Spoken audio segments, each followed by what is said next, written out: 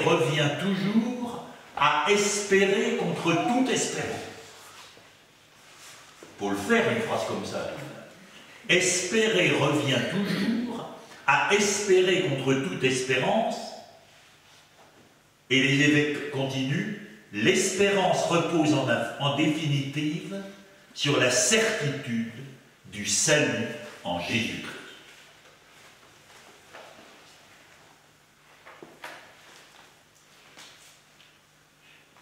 Quand j'étais enfant, mais moi je suis sans doute le plus vieux dans cette salle, on apprenait les actes de foi, d'espérance et de charité.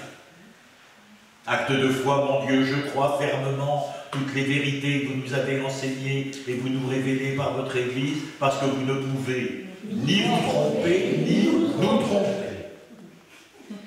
Acte de charité, mon Dieu, je vous aime de tout mon cœur et par-dessus tout, et j'aime mon prochain comme moi-même pour l'amour de vous. Et j'en arrive à l'acte d'espérance, qui est un texte, je trouve, extraordinaire pour bien comprendre ce que c'est que la vertu d'espérance. Mon Dieu, j'espère avec une ferme confiance que vous me donnerez par les mérites de Jésus-Christ votre grâce en ce monde et le bonheur éternel dans l'autre. J'espère avec une ferme confiance que vous me donnerez par les mérites de Jésus-Christ votre grâce en ce monde et le bonheur éternel dans l'autre. Et donc l'espérance ne porte pas sur demain matin. Elle porte sur le paradis et sur la grâce de chaque instant pour parvenir au paradis. Donc l'espérance porte sur le paradis et sur l'instant présent. Alors il y a l'espérance humaine, bah oui, oh, vous savez, c'est comme le jeune qui prépare qui a un examen sportif, enfin, alors il s'est bien préparé, il dit, je suis plein d'espérance, ça ira bien demain. C'est très bon ça, hein, mais c'est autre chose que la vertu d'espérance. Ça porte d'abord sur le paradis. L'espérance porte sur le paradis. Hébreux 13, 14, nous n'avons pas ici-bas de cité définitive. Important. Surtout quand on est dans le trou ou dans la difficulté, ben, c'est pas ma cité définitive. En fait, j'espère le paradis. Notre cité se trouve dans les cieux. Philippiens 3, 20. Philippiens 3, 20. Notre cité se trouve dans les cieux. Nous ne sommes que des pèlerins. Et vous savez que pèlerin, ça vient du latin peregrinus, qui a comme racine père, P-E-R, agère ensuite, agère, qui a donné agriculteur. C'est-à-dire le pèlerin, c'est celui qui passe à travers champs. Car au Moyen-Âge, oh, il passe à travers champs, il s'en va à Compostelle, il est pas de chez nous. Il est point de chez nous. Il est d'ailleurs.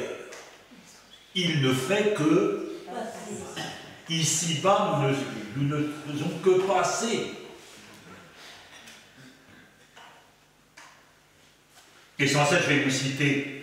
Donc j'ai cité Hébreux 13, 14, Philippiens 3, 20, maintenant Luc 12, 16, 21, c'est la parabole du riche qui entasse, il s'inquiète pour demain, il entasse,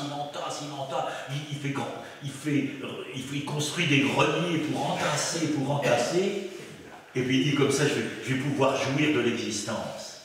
Et le texte dit pratiquement, c'est même pas t'es immoral, c'est t'es bête. T'es bête, insensé, t'es insensé. Tu aurais bien mieux fait d'amasser en vue de Dieu. Car tu vas mourir demain, et qu'est-ce que ça va te servir à rien? Donc quelqu'un qui est plein d'espérance, c'est quelqu'un qui espère le paradis. Et puis, l'espérance, c'est la grâce de chaque instant pour y parvenir. Alors je vais vous citer quelques paroles de l'Écriture, car vous savez, ce qui vous restera de ma conférence, c'est surtout les paroles de l'Écriture, ce qu'il faut qu'il vous reste. 1 Corinthiens 10, 13. Dieu est fidèle. Il ne permettra pas que vous soyez éprouvés au-delà de vos forces. Mais avec l'épreuve, il donnera le moyen d'en sortir et la force de la supporter. Ça, c'est un texte, un passage de l'Écriture qui doit nous renouveler dans l'espérance. La grâce de chaque instant pour y parvenir. 1 Corinthiens 10, 13, c'est un texte qui m'aide beaucoup. Matthieu 6, 34, c'est la fin du chapitre 6 de Saint Matthieu. Ne vous faites pas de soucis pour demain. Demain s'inquiétera bien de lui-même. À chaque jour, suffit sa peine. Vous ne laissez pas, ne te fais pas de soucis pour demain, mon pauvre Dieu, ça ira bien demain. Pas du tout, c'est pas du tout ce que dit Jésus, ça sera peut-être pire. Demain s'inquiétera bien de lui-même, mais à chaque jour suffit sa peine. Puis évidemment, la fin de l'évangile de Saint Matthieu, Matthieu 28, 20, et moi, je suis avec vous tous les jours jusqu'à la fin des temps. Ça, c'est un verset d'espérance.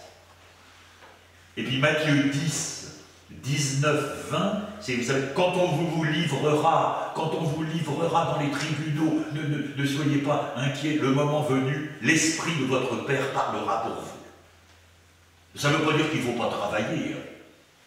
Vous connaissez peut-être la blague, ça m'a été raconté il y a bien 30 ans par un charismatique pur. Alors, c'est un prêtre qui a reçu l'effusion d'esprit. Alors il dit, ce qui compte, c'est la prière, c'est la prière, c'est la prière. Ah oui, je suis d'accord, c'est la prière. Et alors, toute la semaine, il prie, il prie, il prie. Et puis alors, il s'approche pour lire l'évangile le dimanche. Et alors, il lit l'évangile, puis à la fin, il prend quelques secondes de prière. Seigneur, Esprit Saint, inspire-moi ce que je dois dire à mon peuple. Et il entend dans le fond de son cœur, tu leur diras, je ne suis qu'un paresseux.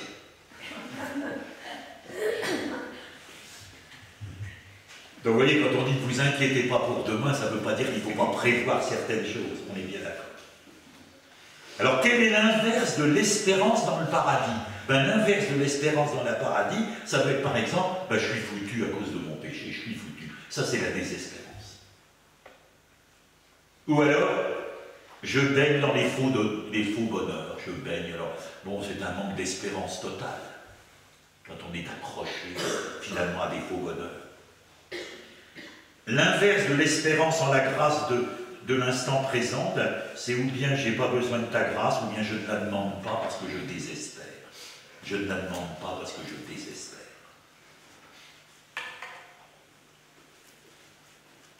Père Marie-Eugène, je veux voir Dieu, page 825. L'espérance est la vertu de la marche dans la vie spirituelle. Elle est le moteur qui actionne la vie spirituelle, les ailes qui la soulèvent. Une âme qui n'espère plus, soit parce qu'elle se trouve comblée et satisfaite par ce qu'elle possède, soit parce qu'elle a renoncé à posséder davantage, a perdu tout dynamisme et n'avance plus. Ouais. On n'espère plus, ou bien quand on se trouve comblé, on est satisfait par ce qu'on possède, ça va, je suis content, je suis sphérique, là tout va bien, bon, j'espère plus. Je suis relax, je suis épanoui. Comme disait Gustave Thibon, je suis épanoui comme la tête de veau dans l'étal du boucher. Bon, c'est un épanouissement assez particulier. Ça va pas loin. Il est épanoui. C'est pas de moi, c'est de Gustave Thibon, un grand penseur, ami du Carmel, ami de Simone Veil et du Carmel d'Avignon, et que le Père Marie-Eugène a rencontré souvent, et la plupart du temps, au Carmel d'Avignon. Donc, voyez-vous, c'est la vertu de la marche. C'est la vertu de l'instant présent, on va y revenir. Quand on ne vise plus le vrai bonheur du paradis, ou quand on désespère d'y arriver, on stagne. Et alors maintenant, cela paraît paradoxal peut-être, mais vivre l'instant présent dans l'espérance, c'est l'unique façon de marcher. Et il y a ce texte du Père Marie-Eugène qui se trouve dans le petit bouquin « La Vierge Marie toute mère ». Je vous parle de la première édition parce qu'ils font des nouvelles éditions, alors toutes nos pages sont fausses. C'est terrible ça. En tout cas, dans la première édition qu'on trouve dans les bibliothèques, c'est page 106. Pourquoi ça m'a beaucoup aidé ce texte. Dites-vous que tout ce que je vous enseigne, c'est des choses qui m'ont aidé. et qui m'aide. J'ai été curé 30 ans, et croyez-moi, 30 ans en Loire-Atlantique. 30 ans curé en Loire-Atlantique. C'est pas pire que dans les Bouches-du-Rhône. C'est pas, oh, c'est pire dans les Bouches-du-Rhône. Marie-Eugène, pourquoi mesurer la difficulté de demain? Prenons chaque jour, simplement, le travail qui nous est demandé, humblement et paisiblement, l'amour dont nous aurons besoin demain, même s'il doit fournir un effort violent, un effort héroïque, nous sera donné sur l'heure, il nous viendra de Dieu. C'est très beau ça, c'est très vrai. Alors, ne prenez pas du tout ce texte-là comme un texte qui nie le fait qu'il faut qu'on travaille, qu'on prépare, mais ça n'empêche que souvent on est en train de mesurer la difficulté de demain. Non, travaille dans l'instant présent et puis avance. Vous connaissez Chiara Lubich? Ça vous dit quelque chose? La fondatrice des Focolari.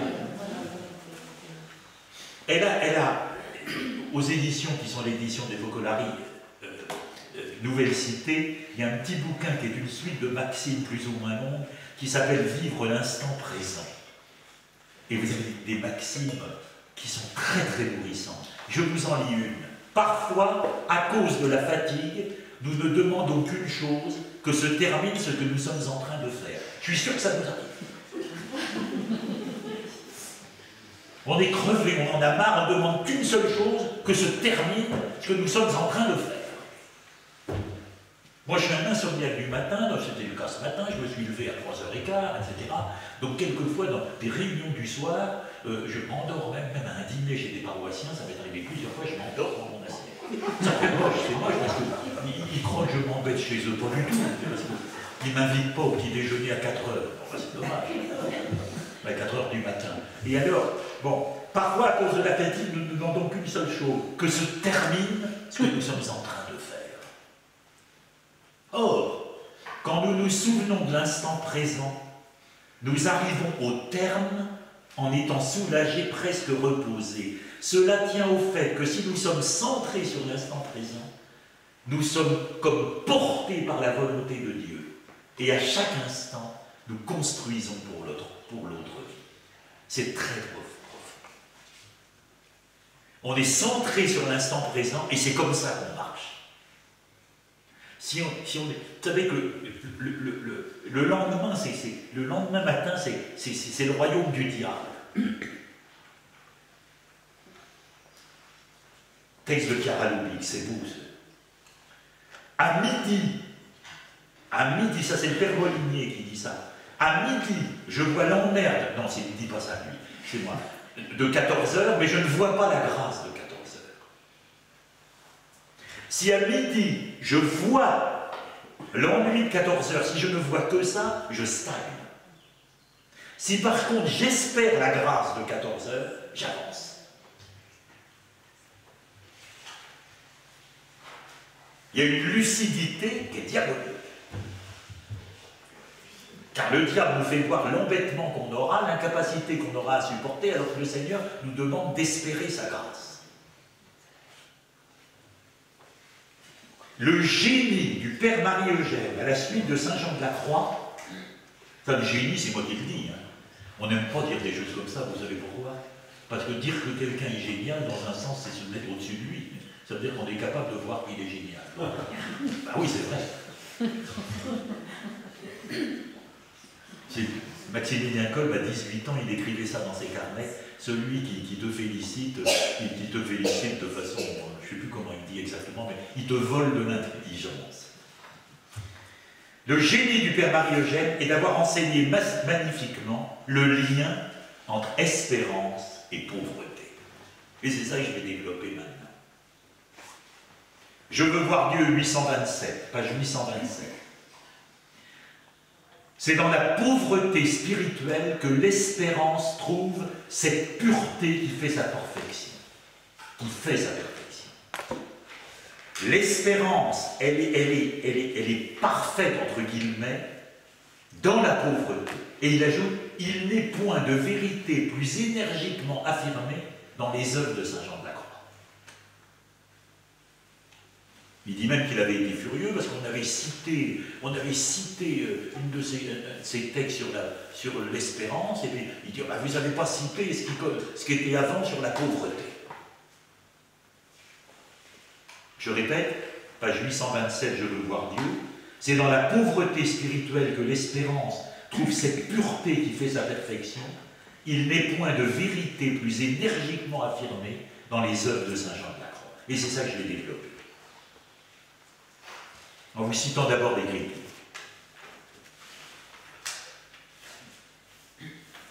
Pour mieux comprendre ce lien entre espérance et pauvreté, voyons d'abord quelques textes de la parole de Dieu.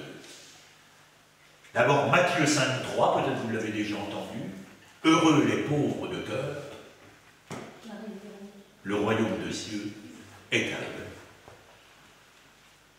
Et alors je vais vous dire maintenant une petite phrase qui je suis tombé en arrêt la première fois que je l'ai lue. C'est un commentaire de cette petite béatitude, la première béatitude, un commentaire de Madeleine Delbrel. Ça vous dit quelque chose, Madeleine Delbrel?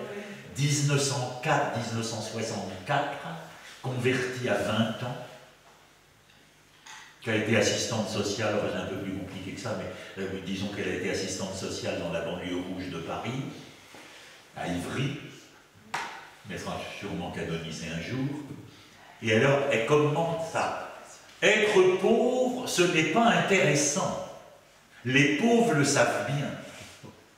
Ce qui est intéressant, c'est de posséder le royaume, virgule, mais seuls les pauvres le possèdent.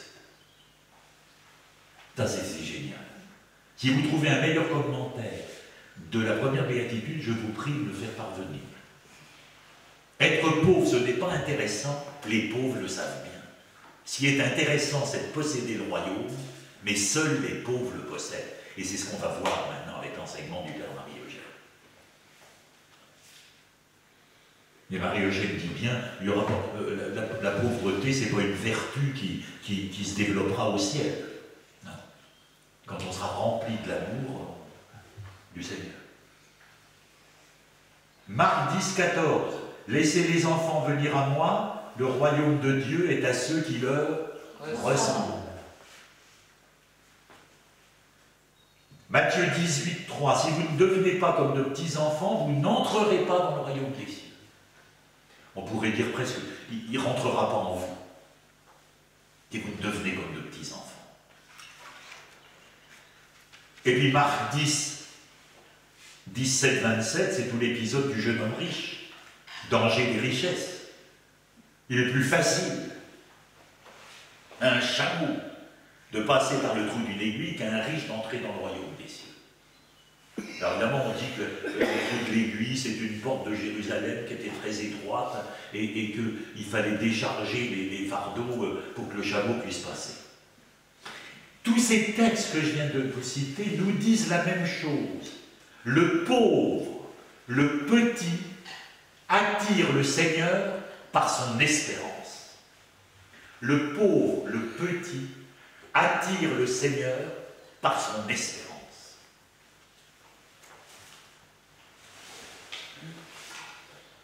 Et je terminerai ce passage-là par 2 Corinthiens 12. 2 Corinthiens 12, 7, 10. Alors là, je vais le lire. C'est tellement formidable celui-là. Alors, Paul, il a eu les 2 Corinthiens 12, 7, il a eu des révélations formidables. Ces révélations dont il s'agit sont tellement extraordinaires que pour m'empêcher de me surestimer, j'ai reçu dans ma chair une écharde, un envoyé de Satan qui est là pour me gifler, pour empêcher que je me surestime. Alors, on ne sait pas de quoi il s'agit. On ne sait pas. Alors, les exégètes ont dit beaucoup de possibilités. Par 3 fois, j'ai prié le Seigneur de l'écarter de moi. Je me rappelle qu'à un moment difficile de ma vie, j'étais jeune, un prêtre m'avait dit, vous pouvez le faire plus de 3 fois aussi. Vous pouvez continuer. Mais là, il n'a pas continué. Mais le Seigneur m'a déclaré, ma grâce te suffit, car ma puissance donne toute sa mesure dans la faiblesse. Voilà. 2 Corinthiens 12, 9. Ma grâce te suffit, car ma puissance donne toute sa mesure dans la faiblesse. C'est donc très volontiers que je mettrai plutôt ma fierté dans mes faiblesses, afin que la puissance du Christ fasse en moi sa demeure. Car c'est ça le but. Le but de l'amour de notre pauvreté, de l'accueil de notre pauvreté, de la non-fuite de notre pauvreté, le but unique, c'est d'être habité par l'amour du Seigneur, par la force du Seigneur. C'est pourquoi j'accepte de grand cœur, pour le Christ, les faiblesses, les insultes, les contraintes, les persécutions et les situations angoissantes, car lorsque je suis faible, c'est alors que je suis fort. Alors là, il ne faut pas lire ça, c'est mignon comme texte, en fait c'est terrible. Parce que quand on est faible, on est faible. Et c'est pas marrant d'être faible. J'y reviendrai peut-être tout à l'heure. Thérèse, dans une de ses lettres les plus connues, dit qu'il faut consentir à rester pauvre et sans force. Et voilà le difficile. D'être pauvre et de crier vers le Seigneur qui nous exauce, ça va. Tu te couches tranquille, il t'a exaucé. Mais le lendemain matin, ça recommence. Il faut consentir à rester pauvre et sans force. Voilà le difficile.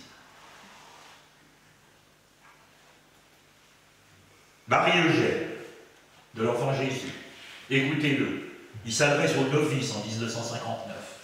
Alors, il faut voir les novices de 1959, hein, c'est des pauvres filles. Hein.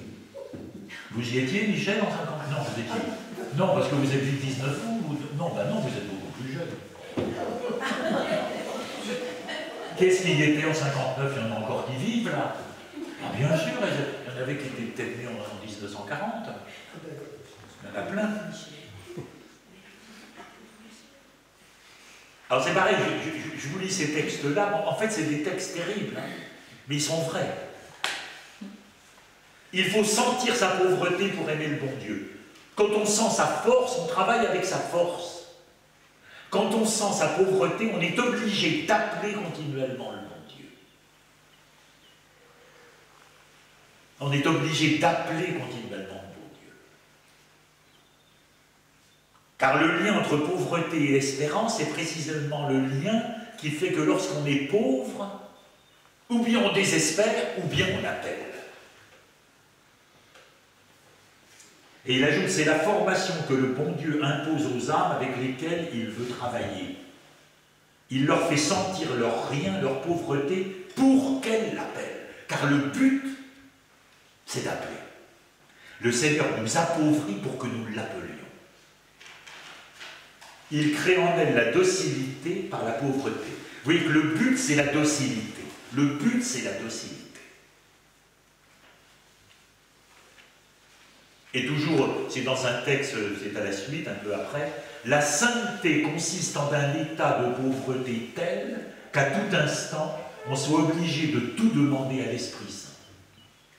Qu'on soit suspendu à son secours et convaincu que sans sa grâce, on ne peut rien faire. Qu'on fasse tout sous sa dépendance, sa domination. Donc vous voyez, la sainteté consiste en un état de pauvreté tel qu'à tout instant, on soit obligé de tout demander à l'Esprit Saint. Et le Seigneur va nous faire expérimenter notre pauvreté. Vous savez, moi, quand j'étais jeune prêtre, j'avais une réunion de parents de première communion, j'étais tout content de mon coup. Moi, je faisais un topo, puis les parents, je les ai rire, il est sympathique, le père Bernard, etc. Oh, c'était bien, alors il était les femmes, t'as de la chance, etc. Ils disaient à leur enfant, le vicaire, qu'est-ce qu'il est sympathique, puis moi, j'étais persuadé que je faisais beaucoup de bien aux gens. Bien sûr, j'étais content de mon coup. Et puis le coup d'après, j'étais pas du tout gêné, j'étais pas du tout pauvre avant de faire mon topo. Pareil pour les réunions de baptême. Bon.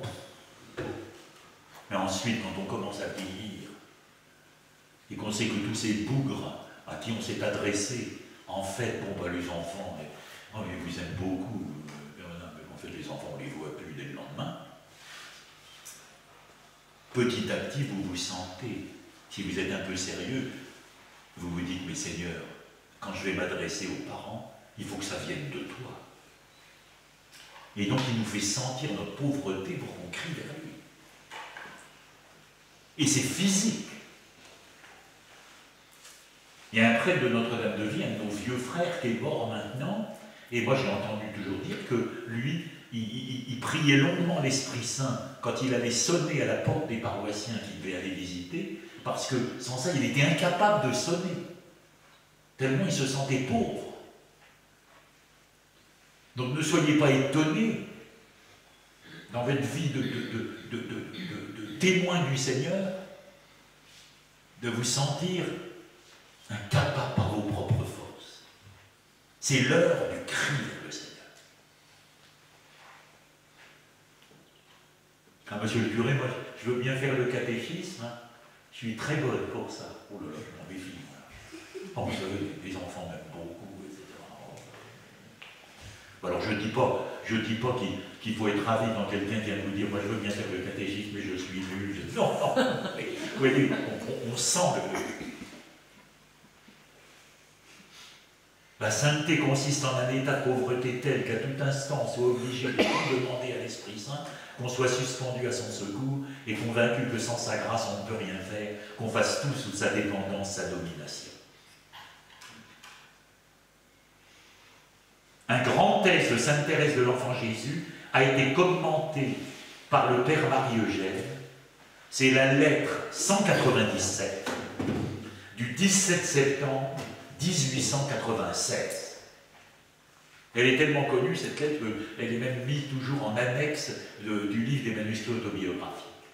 Donc 17 septembre 1896, c'est un an avant sa mort, puisqu'elle est morte le 30 septembre 1897. Alors une de ses sœurs lui écrit, ben oui, mais bon, je ne sais plus ce qu'elle dit, alors on va regarder. Ben, c'est pas possible, je l'ai lu cette lettre dans cette édition. Oui, sans ça j'irai voir d'abord.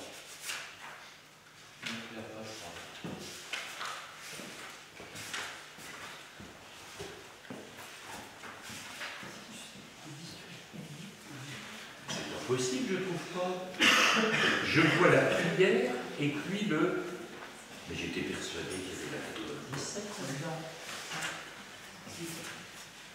Ben, tu vas m'apporter ça. Ah bah oui, alors c'est bon dans le livre vert, c'est super. J'étais persuadé que c'était là-dedans. Merci beaucoup.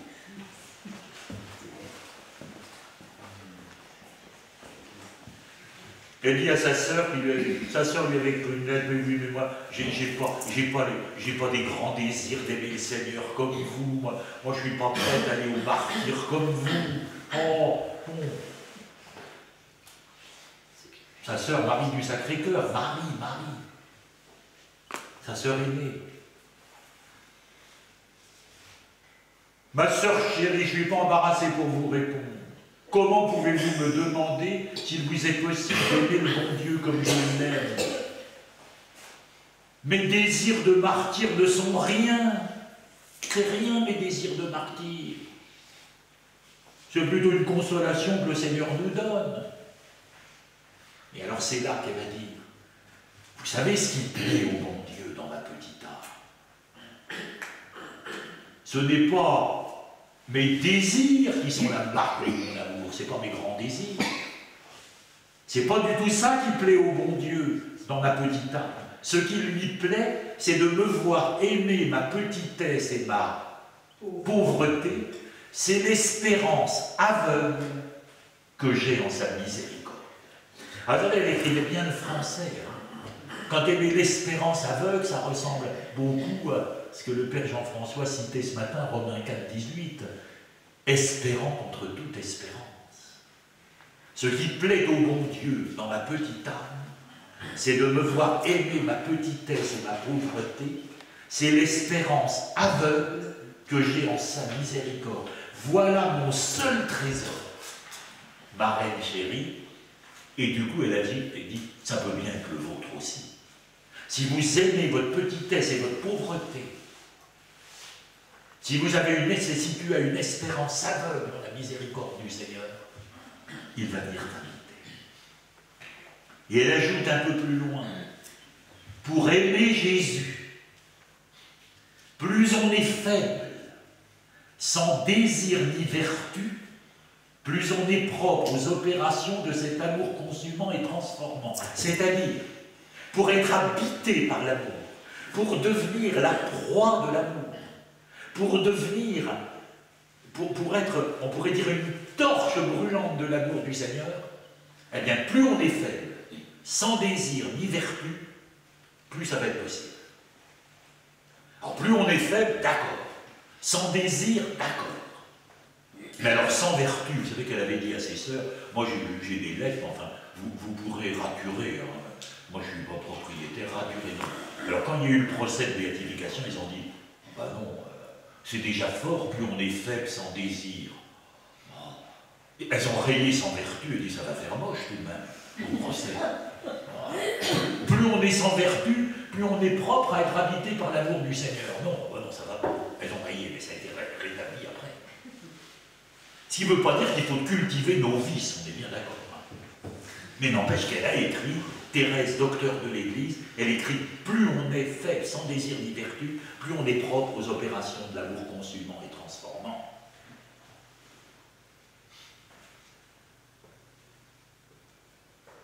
Et alors, pour aimer Jésus, mais il faut consentir à rester pauvre et sans force,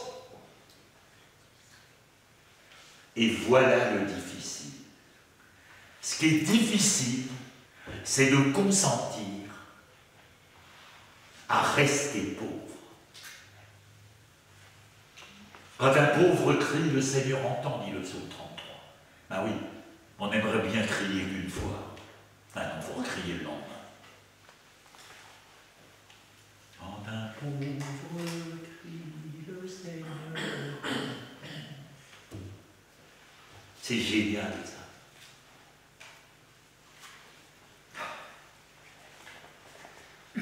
Il faut consentir à rester pauvre et sans force. Et voilà le difficile. Le véritable pauvre d'esprit, où le trouver? Il faut le chercher bien loin, dit le psalmiste. Bon, en fait, la note dit ici pas du tout, elle a pris ça dans l'habitation, c'est pas l'absolu, c'est pas grave. Et alors ensuite, il ne dit pas qu'il faut le chercher parmi les grandes âmes, mais bien loin, c'est-à-dire dans la bassesse, dans le néant. Elle ajoute, restons donc bien loin de tout ce qui brille. Aimons notre petitesse, aimons à ne rien sentir, alors nous serons pauvres d'esprit, et Jésus viendra nous chercher. Si loin que nous soyons, il nous transformera en flamme d'amour. Parce qu'au cœur de notre pauvreté, au cœur de notre misère, nous aurons crié vers lui. Les derniers paroissiens que j'ai eus sur la côte atlantique, là, près de la Baule, et de Guérande, au Pouliguen, Bas-sur-Mer, de Croisé, ils savent bien que je n'aime pas du tout qu'on parle du bon larron. J'aime pas du tout qu'on parle du bon larron. L'Évangile ne parle jamais du bon larron. Il parle de deux brigands. Pourquoi? Parce qu'on a dans l'idée, sans se rendre compte, que le bon larron, il était tout de même meilleur que l'autre. Non. Ah oui, il avait Vous voyez, moi j'ai eu de très bons éducateurs, vous vous en doutiez. Bien sûr, vous vous en doutiez. Mais là, non. C'est comme pour le pharisien public. Pharisien, c'était un sale bonhomme. Pas du tout.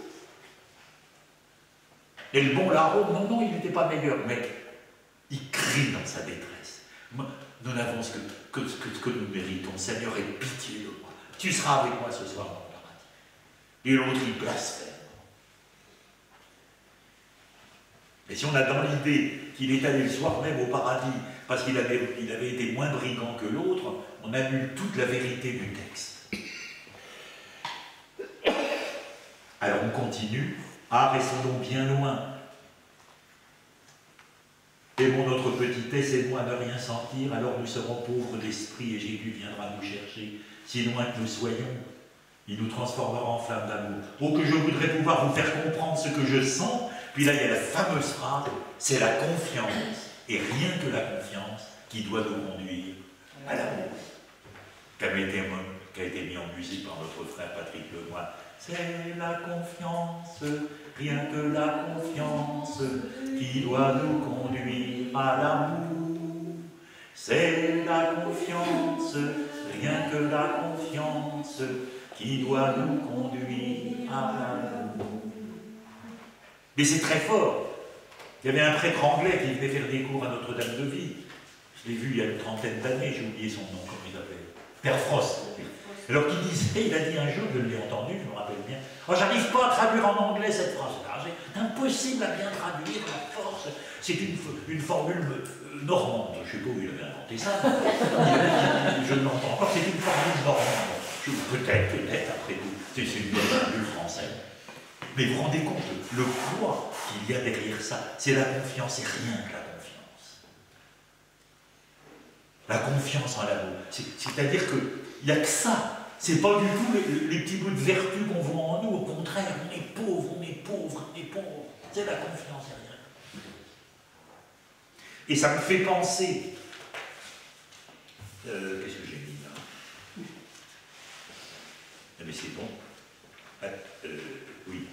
Ça me fait penser aussi. Elle écrit à une de ses sœurs, quand elle parle d'elle, elle parle du petit grain de sable. C'est un texte extraordinaire, j'ai pas la référence. Elle s'adresse à une de ses sœurs. Le petit grain de sable va se mettre à l'œuvre sans joie naturelle, sans courage, sans force. Ça vous arrive pas d'avoir à vous mettre à l'œuvre sans joie, sans courage, sans force? Ça vous arrive? Oui. Pas souvent. Et elle ajoute, c'est tous ces titres qui lui faciliteront l'entreprise. Ah bon? Le petit grain de sable se mettra à l'œuvre par amour. C'est-à-dire qu'en fait, il se tournera vers le Seigneur. C'est ça par amour. Il va crier vers le Seigneur. Seigneur, aie pitié, moi je suis sans joie naturelle, sans courage naturel, sans force naturelle. J'en ai marre.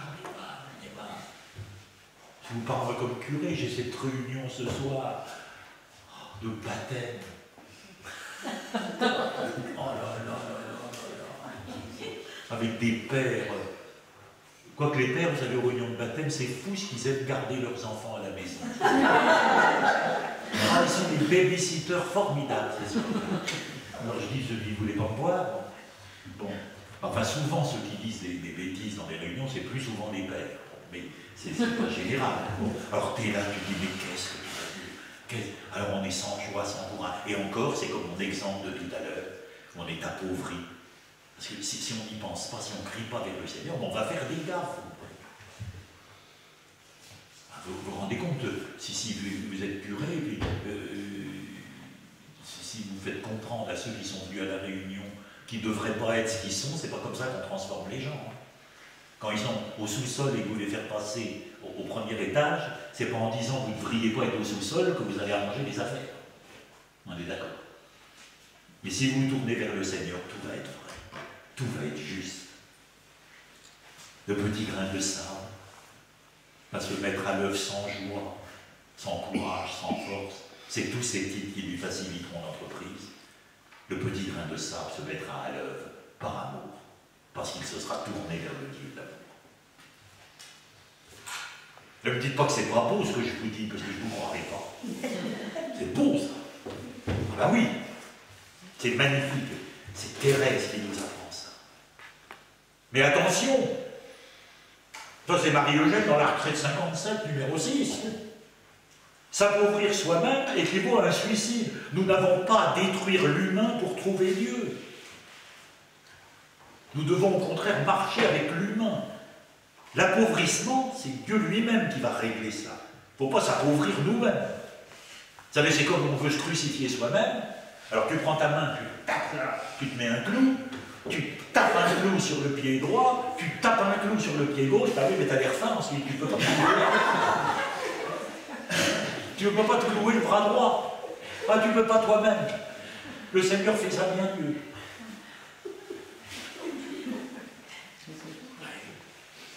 Vouloir ça. Il y a une phrase de Thérèse aussi, j'avais ça sur une petite image, je vais la citer. Le cœur, en se donnant à Dieu, ne perd pas sa tendresse naturelle. Au contraire, elle devient plus pure et plus divine. Et c'est vrai que lorsque dans notre pauvreté, on crie vers le Seigneur, dans mes réunions, je me rappelle, ah oui, c'était quand j'étais curé de Guérande, c'était une épreuve pour moi, c'était le déjeuner des anciens. Surtout qu'il y avait des des anciennes qui voulaient que je danse avec elles. Et alors moi je n'aimais pas trop ça, je ne suis pas doué, bon, etc. Et je me trouve à la table du maire et du directeur de l'hôpital de Guérande. Et je me suis dit, il faut que je me mette à leur écoute, etc., etc. Je les ai beaucoup écoutés, ils ont témoigné très vite de misère qui était les leurs, de difficultés. Mais surtout le dimanche d'après, le seul adjoint au maire qui allait à la messe, il vient me voir, il me dit, Père Josant, vous savez ce que m'a dit monsieur le maire, non? Josant, il a été formidable dimanche dernier, au repas. Or, je n'avais rien dit, ce qui est rare. Oui, mais j'avais pensé à... J'avais dit qu'il faut être évangélisateur durant ce repas. On peut vraiment être évangélisateur en se taisant. Marie-Eugène. C'est notre misère qui attire la miséricorde. L'indigence reconnue et acceptée séduit Dieu. Un texte très simple, Marie-Eugène. C'est notre misère qui attire la miséricorde. L'indigence reconnue et acceptée séduit Dieu. Autre texte. Avec la pauvreté, vous ferez des banquets. Elle vous enrichira. Elle sera votre gagne-pain spirituel. À condition d'en faire un tremplin vers la miséricorde. Vous ferez des banquets avec votre pauvreté. Il disait aussi, quand il prêchait, là, il sentait qu'il faisait beaucoup de bien en prêchant, mais il avait peur que ça l'enorgueillisse, alors il disait, Seigneur, donne-moi une humiliation, ce sera mon crouton. La paroisse où j'étais curé au bord de la mer, elle s'appelait la paroisse Saint-Yves de la Côte-Sauvage, ça avait été choisi ce titre avant que je commence, et du coup j'ai beaucoup étudié la vie de Saint-Yves, ce prêtre breton qui était juge, si proche des pauvres. Et j'ai lu cette chose qui m'a beaucoup intéressé, c'est que, comme c'était un très grand prédicateur, quand on lui demandait de faire des prédications à tel endroit, il priait longtemps avant pour savoir si le Seigneur était d'accord qu'il y aille, parce qu'il savait qu'il risquait des actes d'orgueil. Marie-Eugène, à la fin de sa vie, la sainteté, ce n'est pas ce qu'on croit. La sainteté, c'est la force de Dieu dans la faiblesse de l'homme. La sainteté, ce n'est pas ce que l'on croit. La sainteté, c'est la force de Dieu dans la faiblesse de l'homme. Faiblesse, qui se tourne vers Dieu. Pauvreté, qui espère. Croyez pas que vous y arriverez comme ça, il disait. Hein. Croyez pas que vous y arriverez comme ça. Hein. C'est pas en disant je suis pauvre, je suis pauvre, je suis pauvre, je ne vaux rien, je ne vaux rien. C'est quand on vous le fera, on vous le dira. On vous fera manger votre... je sais pas quoi. Ah bah oui, c'est pas marrant, hein, attention à l'appauvrissement. Vous pouvez prendre à la place d'appauvrir, d'érigiser. Quand on perd certaines richesses. Quand on perd la réputation, notre réputation, il faut que ce soit pour le Seigneur, évidemment. Encore Marie-Eugène, la grande preuve de sainteté d'une âme, ce n'est pas l'absence de tentation ou de lassitude, c'est qu'elle réagisse et remonte de là vers Dieu. C'est ça la grande preuve de sainteté. Ce n'est pas l'absence de tentation ou de lassitude, mais non. C'est qu'elle réagisse et remonte vers Dieu. Surtout, vous savez, ça c'est le Père Molinier qui dit ça, il dit finalement, il n'y a qu'une grande tentation. Toutes les autres tentations, ou c'est de la rigolade, ou ça se ramène à celle-là, c'est la désespérance. C'est la grande tentation. Et la désespérance venant de notre pauvreté, de notre misère. Les misères qui risquent de complètement nous couler. Le mal qu'on nous fait ou le mal qu'on a fait. Car finalement, tout ce qui risque de nous engloutir, c'est toujours le mal qu'on nous a fait ou le mal qu'on fait. Ce n'est pas la même chose. Il ne faut pas confondre les bourreaux et les victimes. Et c'est pourquoi les évêques disaient que l'espérance, la base de l'espérance, c'est le salut en Jésus-Christ, mort et ressuscité. Vous savez que baptiser, ça vient du verbe grec baptiser, qui veut dire plonger. En grec, ce n'est pas un mot religieux, le mot baptiser. Ça veut dire plonger. Vous savez quelle est la différence entre plonger et couler? C'est qu'en trou cool, on ne remonte pas. Si vous allez à la piscine olympique d'Athènes et que vous regardez la flèche qui monte le plongeoir, vous avez le verbe baptisé que vous voyez, baptisé, qui est là. Quel est celui qui est plongé au cœur de toutes les forces qui risquent de nous engloutir? Quel est celui qui a fait ça et qui passait de la mort à la vie? C'est le Christ. Et notre espérance, elle vient du mystère pascal. Et si nous nous accrochons à lui par la foi et l'espérance, il nous fera passer de la mort à la vie.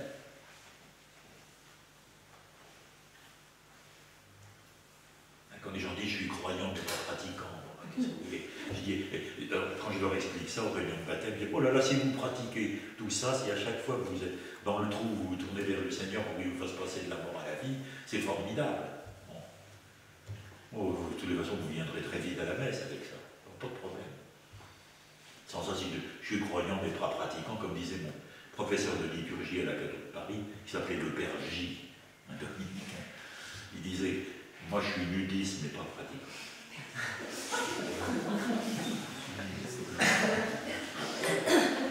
Mais la vraie pratique, vous voyez, la vraie pratique chrétienne, c'est celle-là. C'est de se tourner vers le Seigneur pour qu'il nous fasse passer de la mort à la vie. Quand on nous a fait du mal, la chose normale du pécheresse, quand on nous a fait du mal, c'est de rendre le mal pour le mal. Et quand on a fait le mal, c'est de désespérer.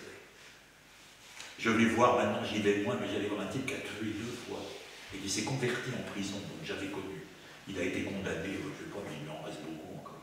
Alors au début, il me disait, j'aurais voulu ne pas tuer. Ben oui, mais c'est foutu maintenant. T'as tué, c'est fait. Et le Seigneur est venu, ben, il paye, hein, parce qu'il travaille, il rembourse, etc. C'est magnifique quand on voit le travail que fait le Seigneur. Espérer en la miséricorde. Alors maintenant, je vais terminer, quand on dit je vais terminer, ça veut dire que c'est pas encore fini. Ça veut dire que c'est terminé. Alors ça, c'est tiré de Présence de lumière, dans la première édition, bien sûr. Page 42 et suivante. Présence de lumière, c'est une suite de textes du Père Marie-Eugène qui ont lien à Saint-Jean-de-la-Croix. C'est paru à peu près, oui, c'est paru à l'année Saint-Jean-de-la-Croix, 1991, c'est le moment où je connaissais l'Institut, il y a 35 ans. Écoutez ça. Nous nous arrêtons souvent à de faux obstacles. Dans notre croissance chrétienne, non, c'est des faux obstacles. Des obstacles qui sont plutôt des moyens. Ah bon, nous nous arrêtons à notre faiblesse. Non, c'est pas un problème. À notre pauvreté. Nous nous arrêtons à notre misère, à notre manque d'intelligence. C'est rare, remarquez que les gens disent « je manque d'intelligence ». Je mets une parenthèse. À notre manque de sainteté, du moins la sainteté telle que nous la concevons. La misère qui nous enveloppe, les plaies que nous portons, l'absence de vertu, je dis que tout cela est moyen. Notre misère n'est pas un obstacle, notre misère est un moyen. Les plaies que nous portons, nous dira Jean de la Croix, nos misères deviennent des sources de lumière quand elles sont placées sous la lumière de Dieu. C'est-à-dire quand on espère au cœur même de nos misères. Témoin le bon larron, les bons larrons, il n'avait pas entendu au Pouliguen. Donc il met bon larron, oui. Qu'est-ce que vous voulez qu'on dise? Comment on pourrait dire autre chose? Le larron droit? Ah non, parce qu'on veut dire que la droite, c'est... Il paraît qu'il s'appelait Dismas. Ah, Dismas, oui. Voilà. Mais l'autre, on sait son nom? Gesmas. C'est pas vrai. Témoin le bon larron, Marie-Madeleine, bien sûr, et les chants de Tolède. Alors, je crois, Jean-François, si Marie-Eugène dit ça, c'est parce qu'il a fait ces magnifiques textes de Tolède sur des chansons un peu des musiques licencieuses. C'est ça que ça veut dire, oui. Il a purifié, oui. Approchons-nous avec confiance, aimons-la cette misère. Comme l'apôtre, s'il faut que nous nous glorifions de quelque chose, c'est de ces misères que nous allons nous glorifier. C'est ce que je vous ai cité tout à l'heure, de Corinthiens 12. Pourquoi? Et alors c'est là qu'il a cette phrase extraordinaire. parce qu'elles nous donnent droit, en quelque sorte, ou du moins, il se reprend un peu. Il ne dit pas elles nous donnent droit, ou du moins, elles appellent la miséricorde de Dieu. Ou plutôt, il faut qu'elles nous fassent appeler la miséricorde de Dieu. C'est magnifique. Je m'arrête là. Dieu gracias.